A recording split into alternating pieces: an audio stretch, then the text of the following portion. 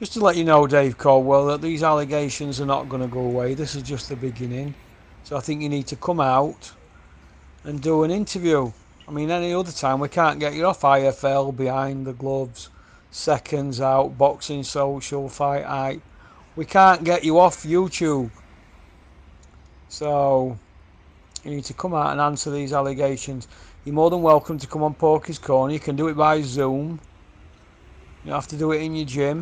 You can do it by Zoom. And I'll ask you these questions from these lads. Alright? And then once you've answered them, then I'm going to play a card that I've got up my sleeve and put this to bed. Alright? So come out, wherever you are.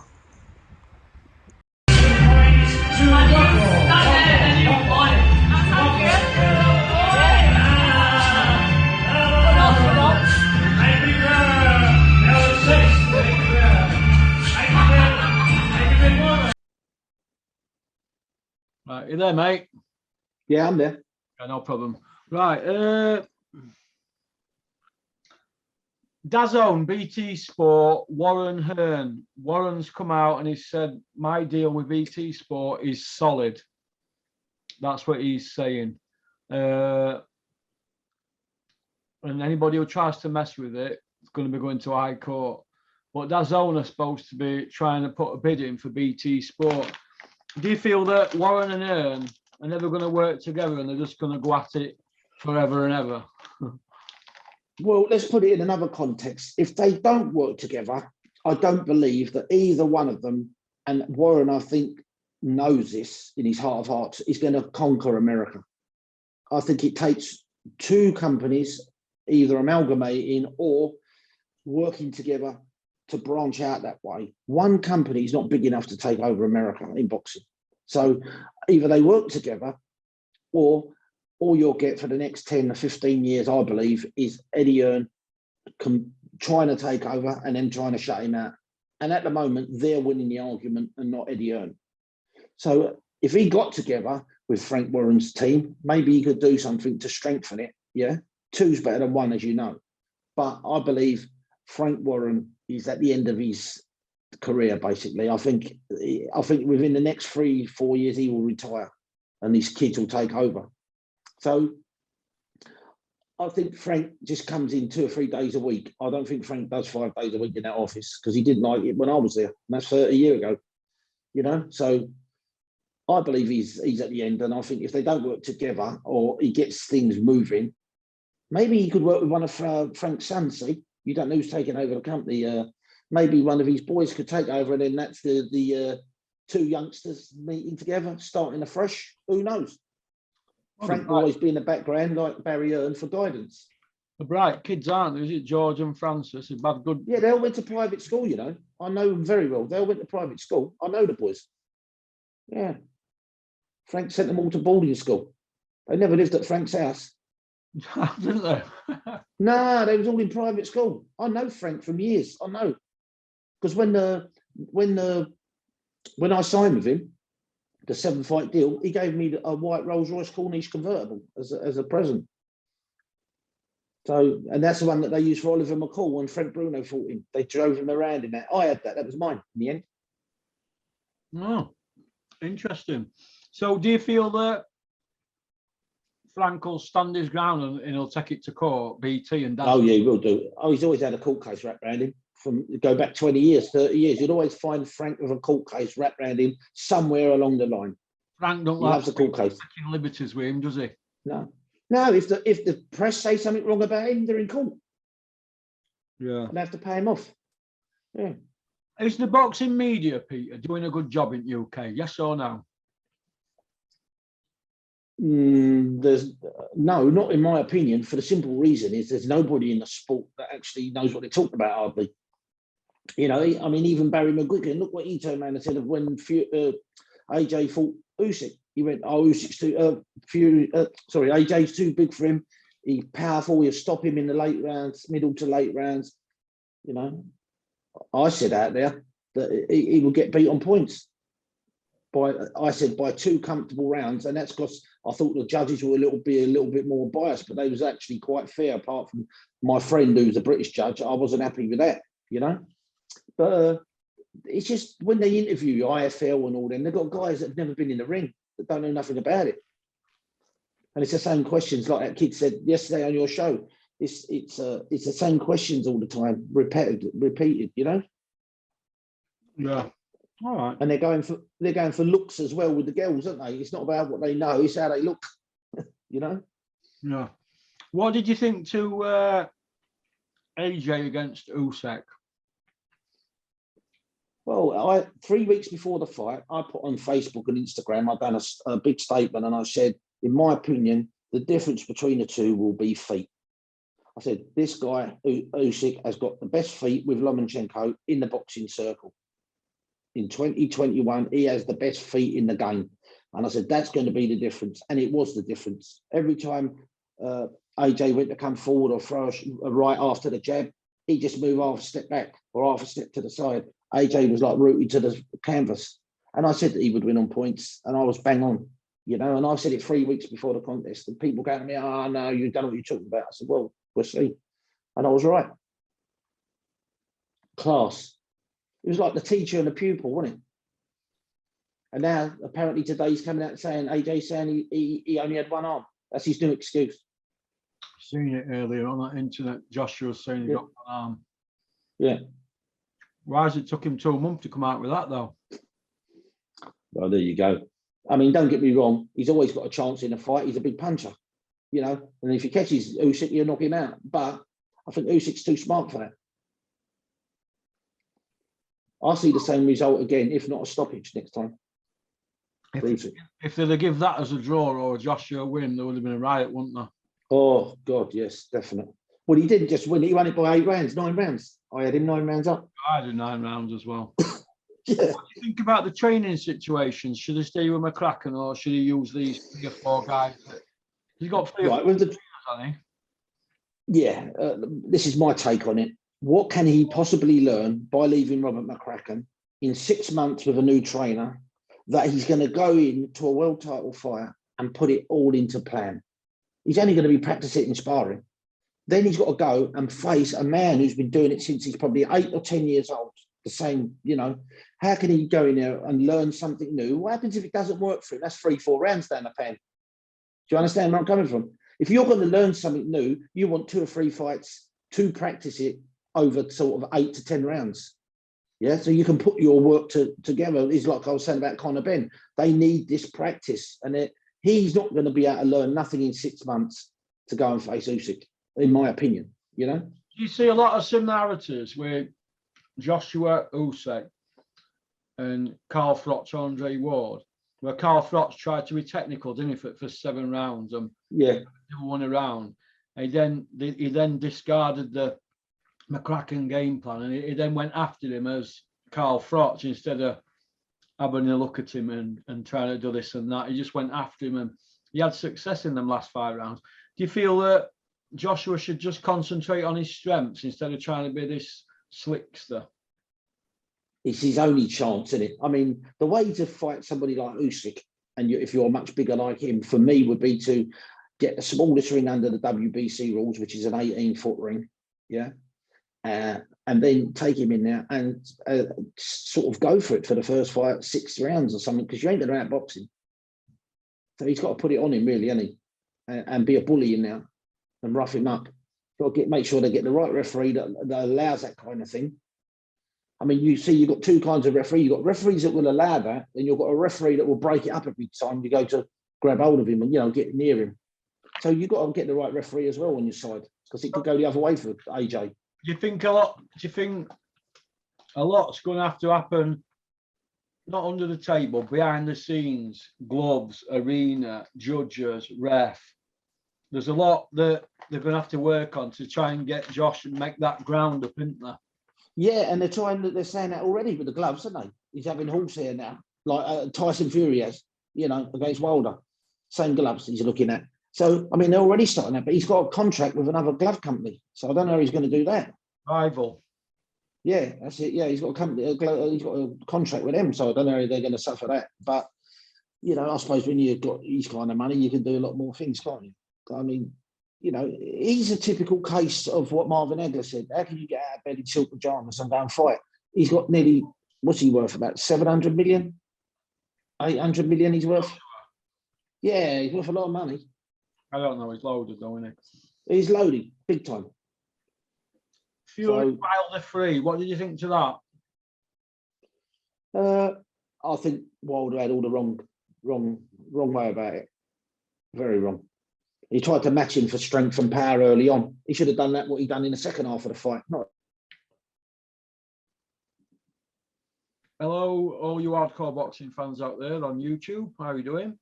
It's Russ here from Porky's Corner, the voice of hardcore boxing. Today, I'm joined by former boxing manager and trainer Peter DeFreitas. He took Nigel Benn from the 1980s to the high heights in the 90s, peaking, I'd say, with the Gerald McClellan fight, the guy that were putting everybody to sleep. And he's been involved with fights with Eubank a couple of times. Sorry, not Chris, what's he called? Don King, Barry Earn, Frank Warren. He was a face back in the day. And he's become a good friend of mine this last 12 months. How you doing, Pete? Oh, good afternoon. Hi to everybody out there. What did you think to that restaurant in Buckhurst Hill we went to, Pete? That Italian? It was very nice. Had a nice bit of chicken and pasta. Yeah, nice. I couldn't eat much because Mickey goes in there every day, man. But I've not seen you since then. How are you doing? I'm not too bad. I'm slowly getting better, hopefully. I've got to go back for tests on the 26th, scan and a camera, and then hopefully, I'm on the right road. Yeah. Did you carry on with your training and that? Because you were doing a bit, weren't you? Yeah, I had to stop. I did. I had to stop. I got a few problems, with this cancer. You can never beat the cancer. You've got to just listen to the doctors, and they've told me I've got to slow down a bit at the moment. But I did. I lost 3 stone since Christmas. So the effort's there. Yeah. Okay. A lot's gone on in boxing since we last spoke. I know you're not big on these interviews. You're very distrusting, aren't you, the boxing media people, Pete? Yeah, I've only done 3 or 4 in 27 years now. Yeah. I don't do a lot. Yeah. I know a lot, but I don't do a lot. Right. Okay, then. Well, we'll go balls deep then. I don't know if you watch a lot of things that happen on internet and YouTube and that, but in the last couple of days, John Skipper, is he the CEO of DAZN or some big tree? Yeah, CEO, yeah, DAZN. Yeah. Come out and he said that he's not happy with what's gone on in America with the boxing with DAZN, and it's been an abject failure this last 3.5 years. But Eddie Earn's come out and he's done an interview and he said, "Oh yeah, John's on about the fact that he didn't do so good with this chat show that he bought on this obsolete channel in America, and we didn't get the rights to the baseball or the NFL or whatever." But John Skipper didn't say that. He said the boxing part of DAZN in America has been a failure. There's a rumor going around that Matchroom not renewing their lease in the big, massive, swanky Manhattan offices, which I personally believe were all part of the con from the beginning. What do you think about all this situation? Don't forget, Eddie had $1 billion, didn't he, 3.5 years ago, and he couldn't even win a purse bid for Pool Left White. So no. What do you think? Is he invested in his fighters, Pete? I don't think he is at the moment. I think basically he's fed him with a longer spoon and the DAZN, and he's not brought over the talent that they expected him to bring over, i.e. the likes of Dillian White haven't signed to DAZN, AJ hasn't signed with DAZN, so he's supposed to have had all these big people, and some are leaving, going back to Sky, and some are staying with him. That at the moment, who's he's got, he's top of the bills are like Conor Benn, Alan Babich type of thing, and it's like, and a Coley. I mean, who wants to see a Coley fight? Boring as hell. So I think what he's done is he's fed him with a long spoon, and he's not coming up with the goods, and the contract side of it. I think they were expecting a lot more, and I think he's just after building Conor Benn up as a pay-per-view star now. So that's my take on that. But I can't understand basically what he's trying to do at DAZN at the moment. At the moment, he's just getting one fight after another comfortably in the bag, basically, and trying to build up.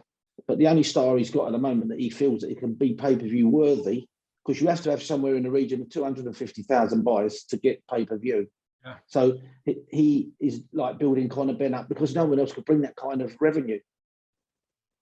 So that's all he's got. Do you feel that Conor Benn's a future pay-per-view star, Pete? Yes or no? My answer is going to have to say yes if he carries on the way he's going. But I can see where Conor Benn is coming from. But I've got, as you know, I managed his dad, and I held Conor when he was a week old, and I knew when he was young, and I've trained with Conor once in the gym. I've seen him in the same training with us.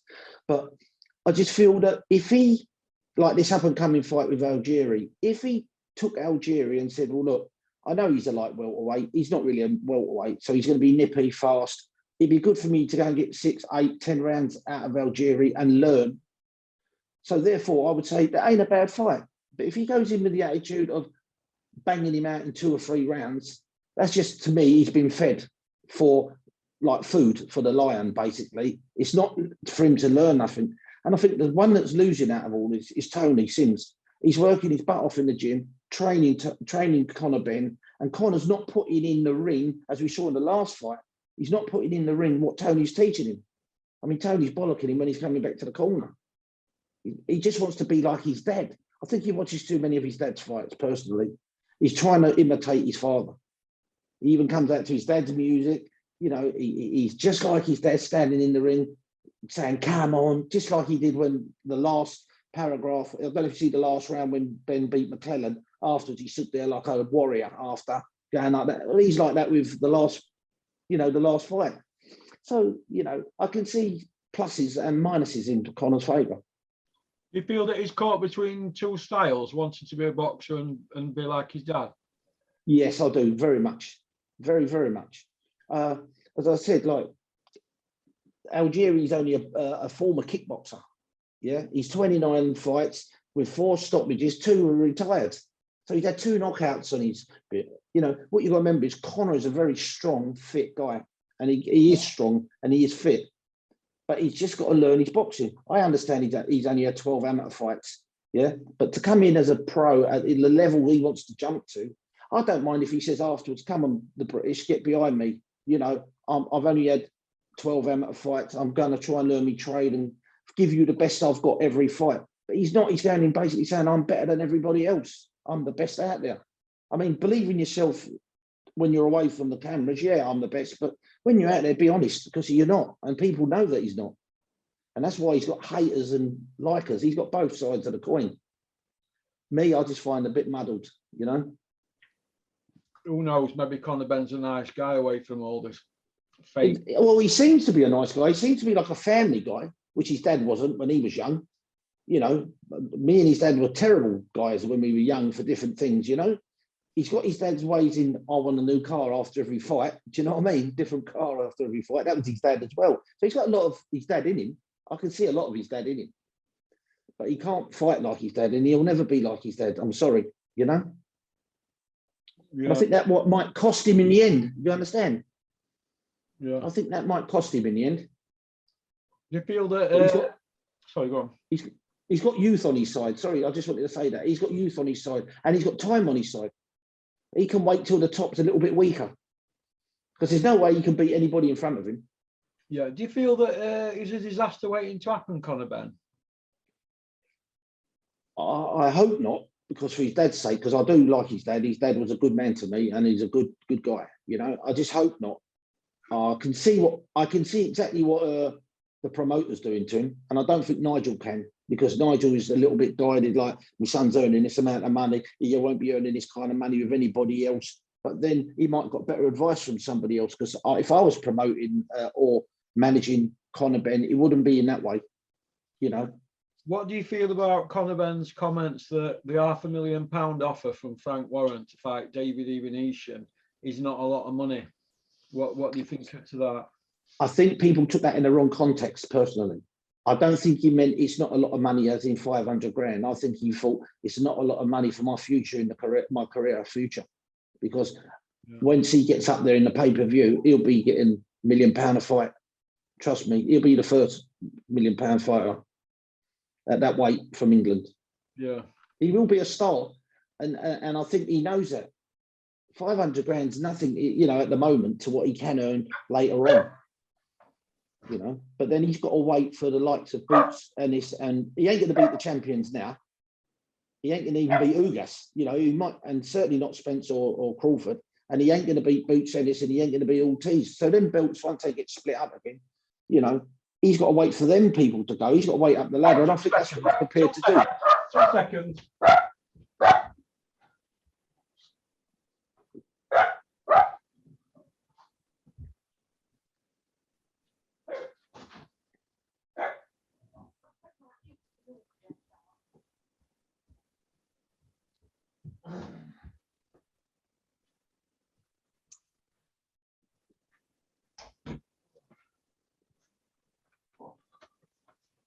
Sorry about that. That's okay.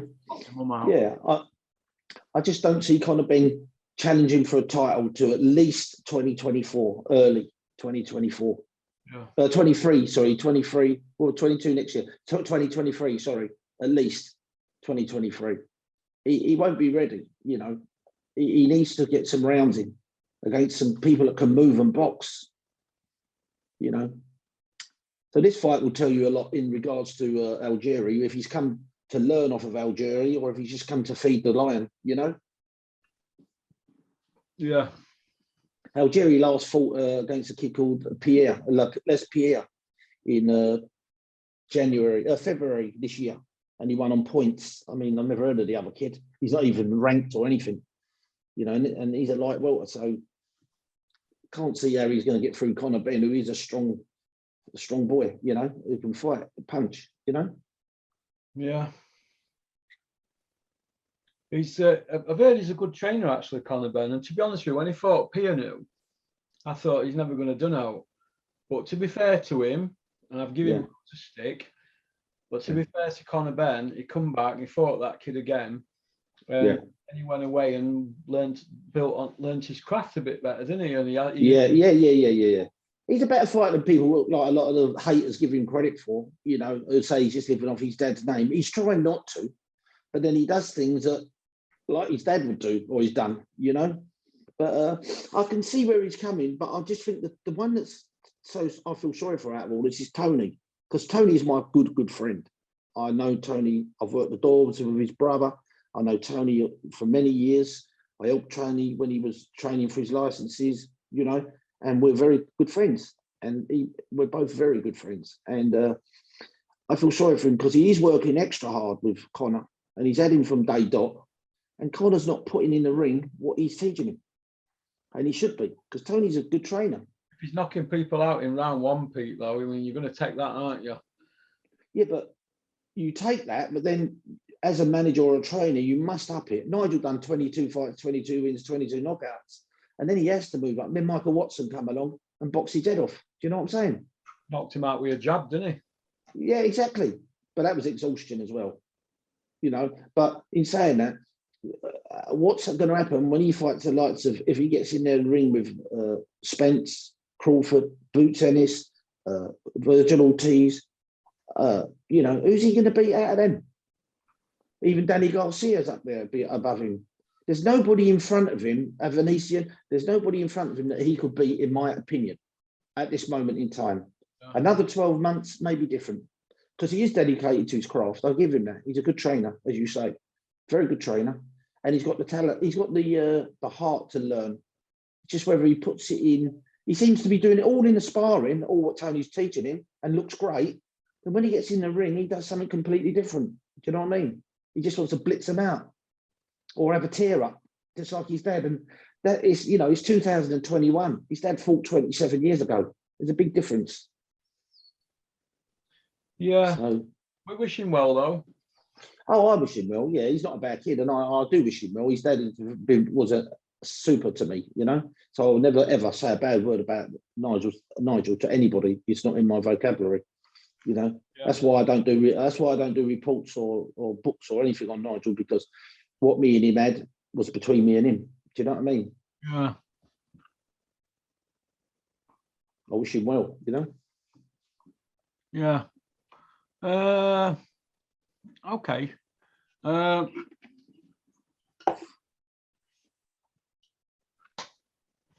Right. Let me just stop this and start it again, because I've got a bit of a tech issue, Pete. Is that all right? Fine. All right, 2 secs. Right. Oh, yeah. Oh, no problem. Right. You were saying about Wilder, Fury. Yeah, I think Wilder went about it the wrong way. I think he should have done it the second half of the fight, you know, gone at him. He knew he was going to lose probably the first 2 or 3 rounds. He could have tried to make him look close, to put that. Remember, he was in America, so he's American. So he could have made him look close. I'm not saying he would have won him, but I would not have done what he did in the first half of the fight. You know, big, strong 18, 19 stone man or whatever he was, you know. So do you feel that Wilder was on the cut? Sorry, do you feel Wilder will come again, Pete? Oh, I think he will. And I think what I honestly believe that for some reason, Fury doesn't want the White fight. I'm not saying White's better than him, but something about White he don't like in his game plan, in his game. And I think he's going to take the franchise belt, have a year or 18 months out, and just come back when it suits him as the #1 contender. And I think Wilder will fight Dillian White for the title. That's what I honestly believe.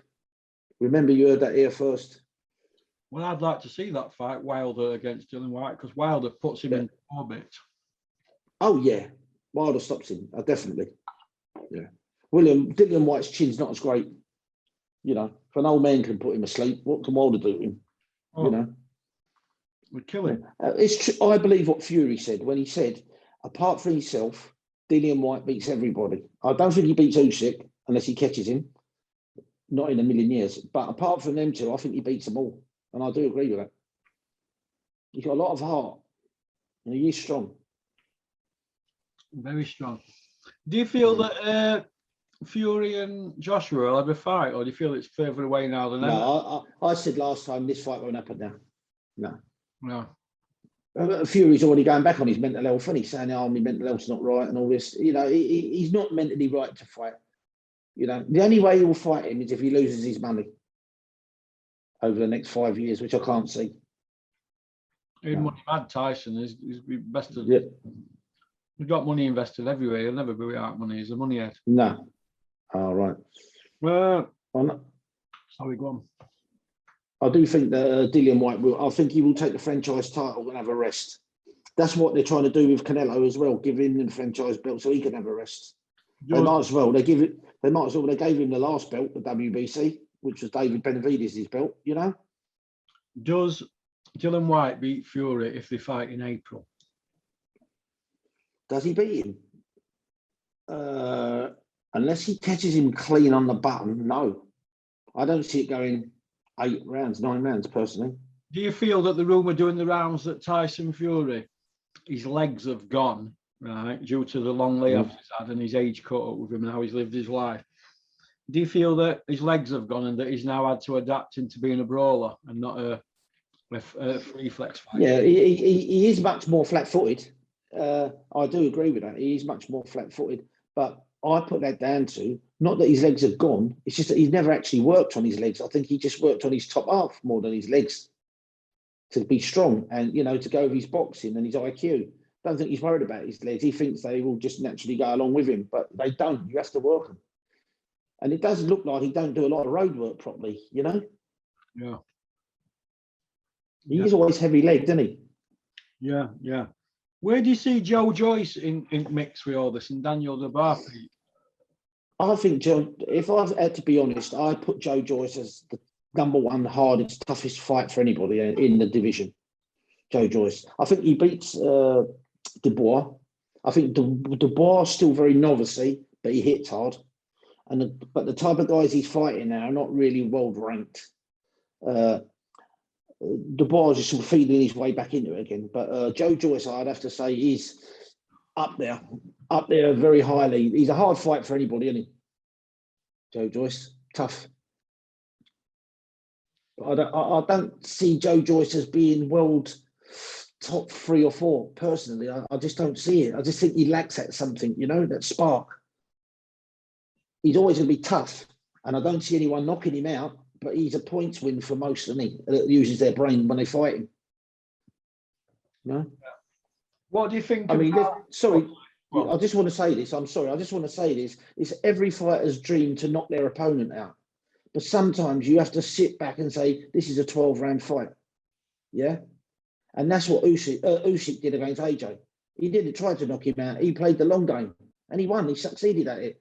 And that's IQ. That's what I call ring IQ. You understand? But some of these guys are going there and they want to knock Joe Joyce out. Well, you've got no chance really of knocking him out. What chance you got? He's a big, tough, strong guy, and he ain't called a juggernaut for nothing, Listen, Joe Joyce, I've seen him spar, mate. He's the real deal. Yeah, he is a tough kid, yeah. What do you think about all this hula hoop? Not hula hooping.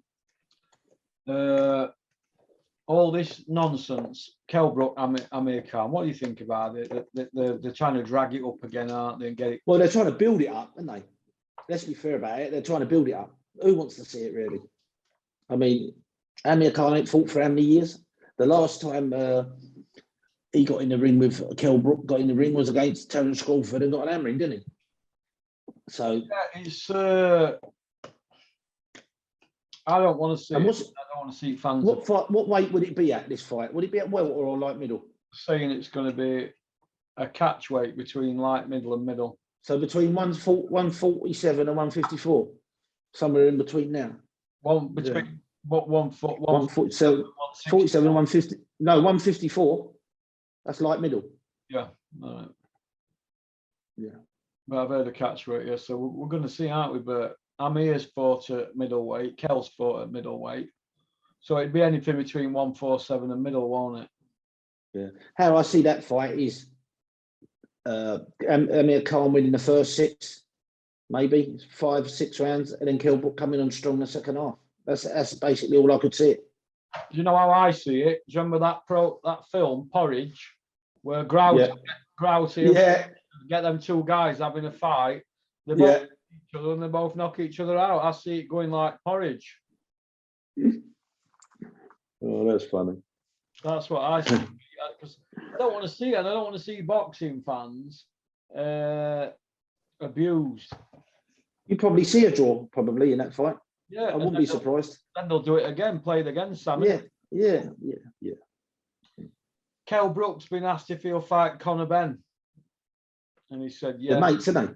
They're mates. Well, supposed to be. Amir Khan is the favourite, though, according to Eddie. Eddie wants the Amir Khan Benn fight because Eddie knows Amir Khan will pull more pay-per-views in because of his status than Benn. And dangerous fight for Conor Benn, in my opinion. Very dangerous fight. I think Conor Benn is still a bit of a kid, really, to be mixing with senior pros. Yes. He's exactly. got a lot to learn, hasn't he? He's trying to run before he can walk, isn't he? Let's be fair about it. If Amir Khan has got 50% of his hand speed left, that's still 50% too much for Conor Benn at this moment in time. Oh, of course it is, mate. I mean, to be honest, I'm not saying Conor. If Conor hits him, he might knock him out. But he's so smart. He's got good ring IQ, Amir Khan. What do you think about Chris Eubank Jr. fighting Liam Williams? Fantastic fight. I can't pick a winner. I'm being honest with you. Liam Williams has got the slightly better skill and a heart, but trying to knock a Eubank out is tough, man. Tough.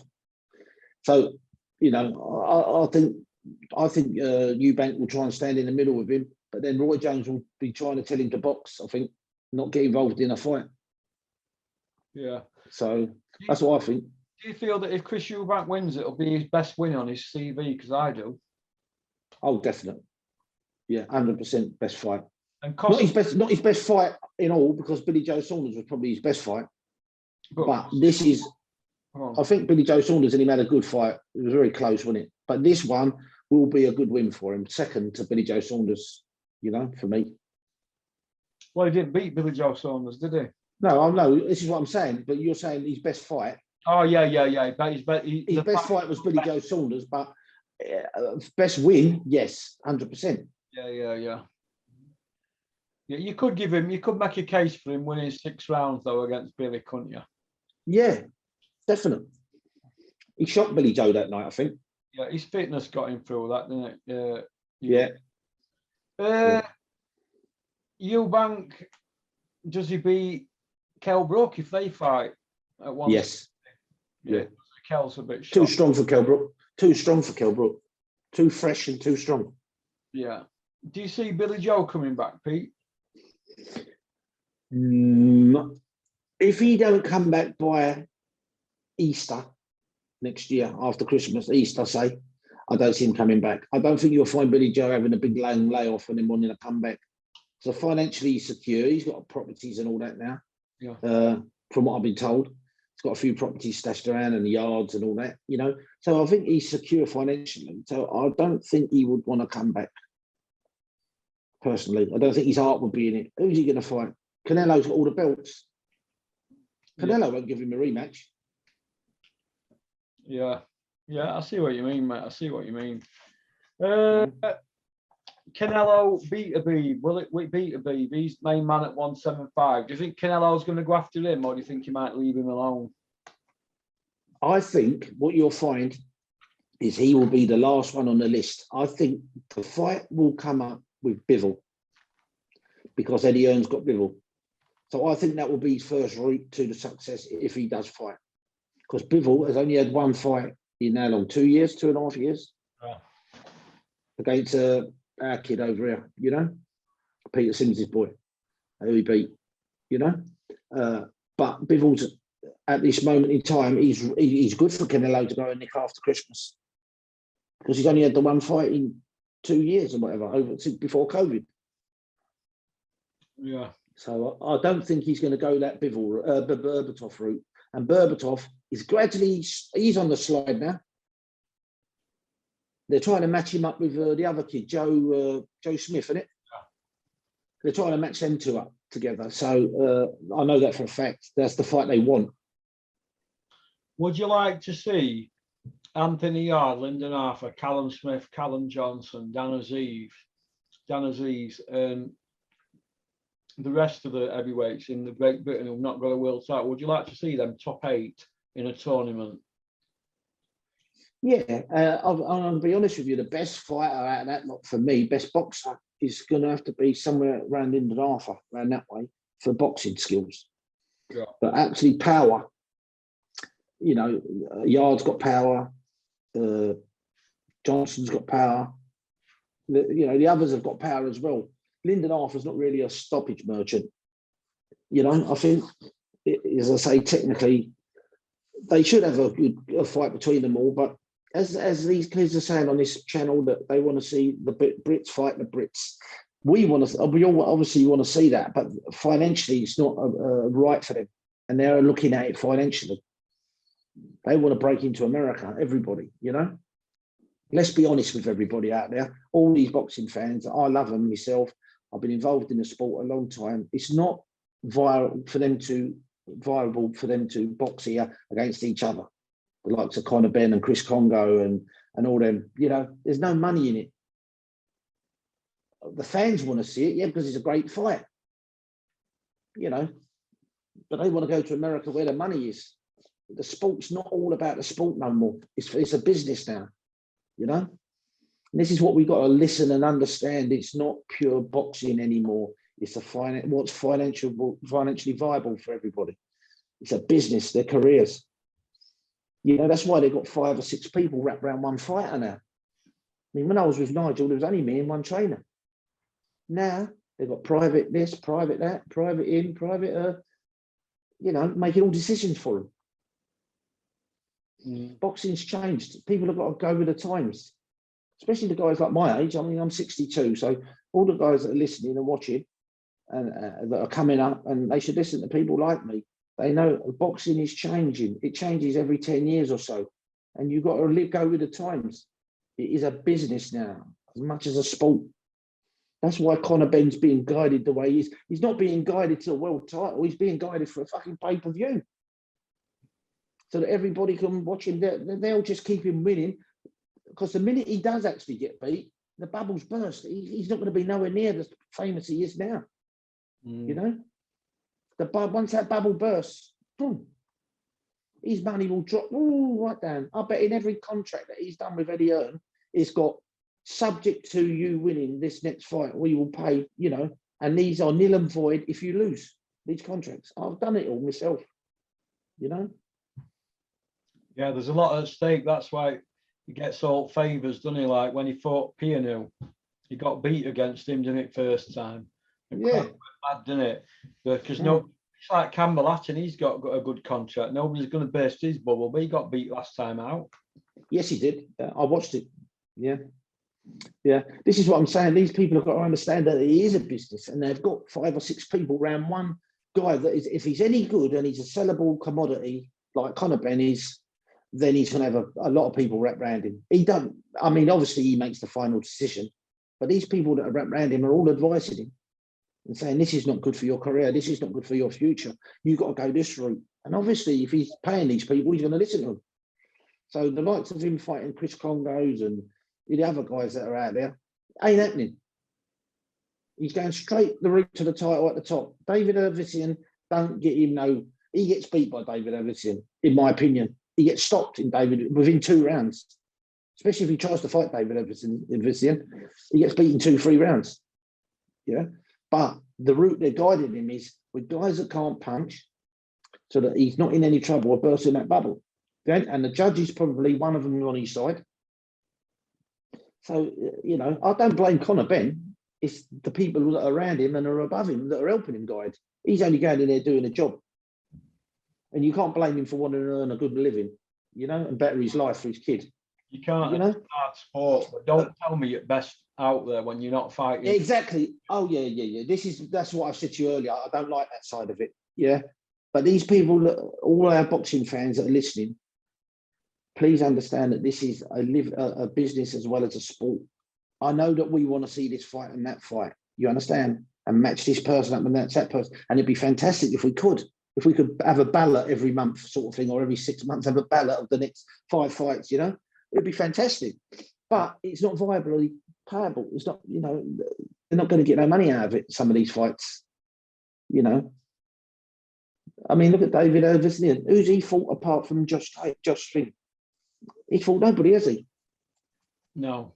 But that's how he got his name, by beating him. So now he's a man that everybody's looking up and going, oh, he's dangerous.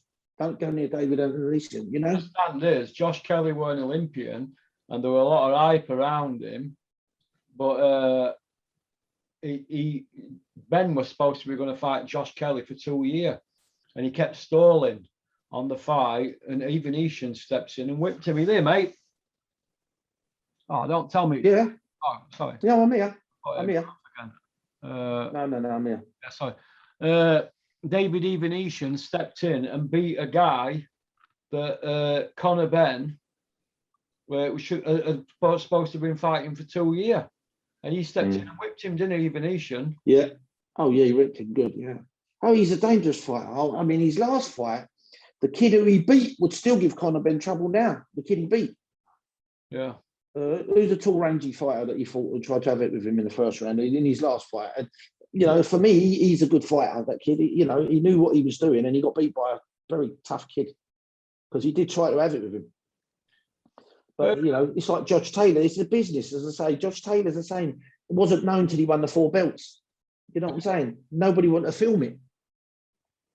You know? The show on tonight, we'll finish off on this. The show on tonight, who have you got winning that, Galahad or Martinez? I fancy Galahad. Yeah, points. Yeah, points. But by 2 or 3 rounds. 2 to 3 rounds, Galahad. You think he's developed a style, Galahad, that's going to be very hard to beat? He is technically very hard to beat, but I watched the kid that's moved up from super bantamweight to featherweight, the Mexican. I watched him in the last fight he had the other day. Oh, he looked classy. Oh, he looked good.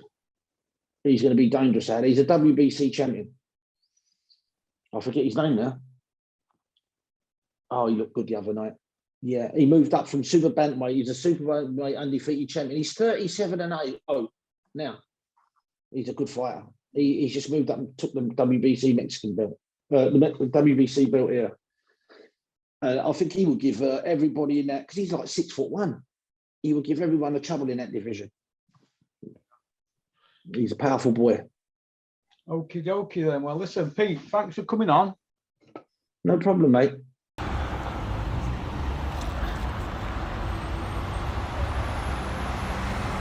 Oops. There you go, Mr. Cordwell. Stop rubbing things out.